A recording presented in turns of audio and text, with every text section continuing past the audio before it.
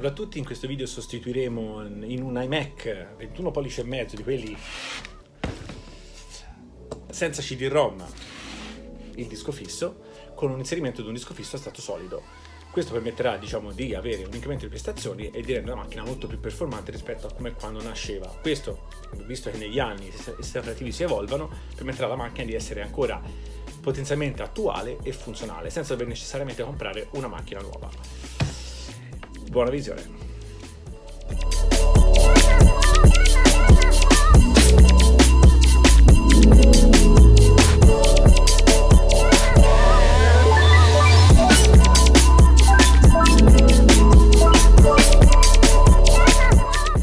Abbiamo tolto il coperchio protettivo scollandolo. Come notiamo, qui dentro abbiamo un disco fisso classico stato meccanico e la ventolina che, ahimè, è un po' sporca. Quindi procederemo alla pulizia della ventola e la sostituzione del disco fisso con un disco fisso a stato solido.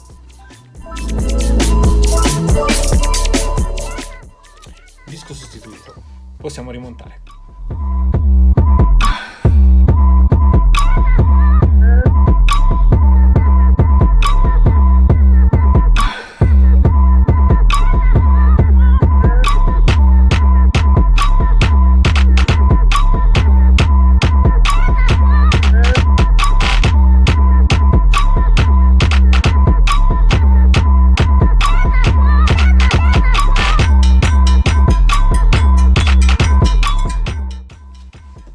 Macchina pronta.